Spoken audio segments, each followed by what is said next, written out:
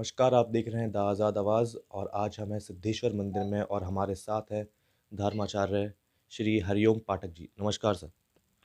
नमस्कार। मैं आचार्य हरिओम पाठक, महानगर धर्माचार्य झांसी, सिद्धेश्वर पीठ पर हम यहाँ ये आश्रम में हमारा भक्ति पूजा का स्थान है।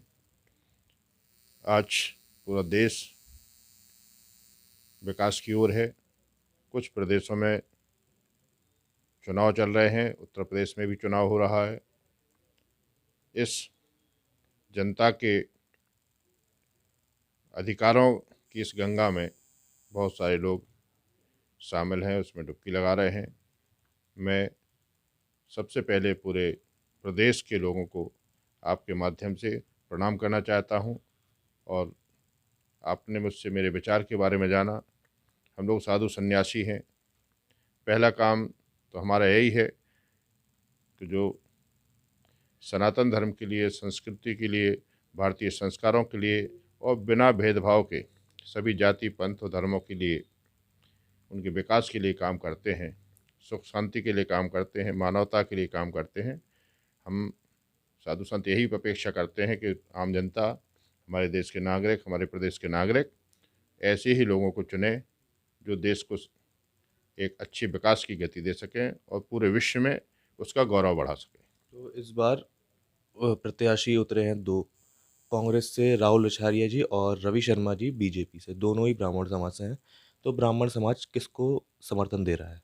मैं समाज के विषय को प्रश्न इसलिए नहीं कह सकता कि हम धर्माचार्य हैं। हम सभी प्रत्याशी हमारे यहाँ आते हैं, हम समान रूप से भगवती के सामने बैठ कर के सबको माला पहनाते हैं, सबको समान रूप से आशीर्वाद देते हैं और फिर जिसका जितनी अपनी भक्ति है, शक्ति है, जितनी सेवा है, जितनी जनता में उन्होंने काम किए, लोगों का हित किया, उसके अनुरूप वो अपना फल पाते हैं। इसलिए किसी जाति और उसके आधार पर हम कुछ नहीं कहेंगे, लेकिन ये ज़रूर कहेंगे कि हमें राष्ट्रवाद को ध्यान में रखना चाहिए। 75 वर्ष हो गए हैं देश के। हमारे बहुत सी ज्वलंत समस्याएं थीं जिससे देश टूटने के कगार पर होता था, बहुत खून खराबा होता था। बहुत सारी समस्याओं का निदान हुआ है, शांति है आज की तारीख में उत्तर प्रदेश में और देश में भी।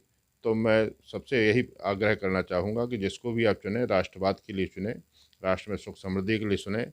और जिन्होंने अराजकता फैलाई है या जो अराजकता के पक्षधर रहे हैं या जो षड्यंत्र और कूटनीतिक कारणों से देश को के विभाजन के कारण हैं, ऐसी शक्तियों से बचें।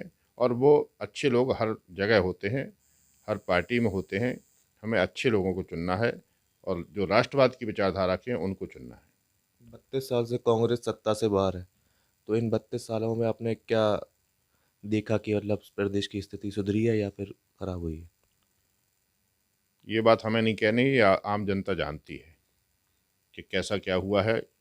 इन अंतिम दो में क्या हुआ है, उसके पहले क्या हुआ है, किसने क्या किया है, यहाँ का बच्चा बच्चा जानता है। इस विषय पर साधु संतों को कुछ नहीं लेना है देना है। लेकिन हाँ, जिसने धर्म के लिए किया है, सनातन के लिए किया है, हम चाहेंगे कि जनता उनको आशीर्वाद दे। बबीना प्रत्याशी चंद्रशेखर तिवारी ने कहा है कि बीजेपी ने सिर्फ ब्राह्मण समाज को छला है। इस पर आप क्या कहेंगे? हम चूँकि आपको बताया, हम राजनीतिक व्यक्ति नहीं हैं। राजनीति की बात ना हम करते हैं, ना राजनीति के पे हमारा अधिकार कोई है कुछ कहने का। वो उनके अपने व्यक्तिगत बात हो सकती है, वो राजनीतिक बातें हैं, राजनीति के लोग करते हैं। हम तो आम जनता की बात हमसे करें, हम आम जनता के विषय में बोलेंगे और समानता की बात करेंगे। केवल हाँ, देश सर्वोपरि है, धर्म सर्वोपरि है हमारे लिए, उसके विषय में हम निरंतर कहते रहेंगे। इस बार क्या लगता है आपको कौन आ रहा है फिर, अगर पार्टियों की बात करें, कौन से प्रत्याशी झांसी में आ रहे हैं? वो तो पता है, हमें ये जनता के हाथ में सौंपना है। जो हमारे विचारों से सहमत होंगे, वो राष्ट्रवाद या सनातन संस्कृति, व्यक्ति को भोजन से अधिक भगवान की ज़रूरत है। जो जन्म देता है पहले भगवान, और उसके साथ राष्ट्र की, मातृभूमि की ज़रूरत है।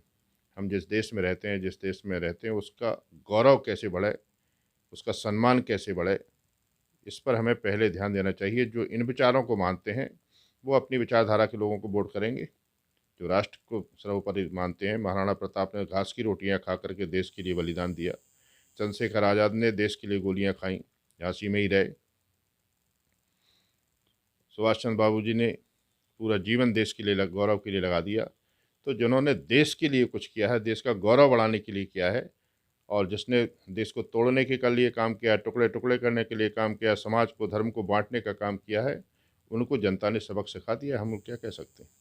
तो अब धर्म की बात करते हैं और सत्य की बात करते हैं, तो विकास दुबे की जो पत्नी है खुशी दुबे, हाँ। उनको 2 साल से जेल में रखा कारागार में रखा गया है। आपको क्या लगता है कहाँ तक सही है या कहाँ तक गलत है? ये पक्ष न्याय का है और न्यायालय में है, ठीक है? जब तक हम अपना पक्ष रखते हैं, इसका मतलब न्यायालय पर हमारा भरोसा कम है। जो पक्ष न्यायालय में पहुंच जाते हैं, हमें अपनी न्यायपालिका पर भरोसा करना चाहिए, न्याय पर भरोसा करना चाहिए।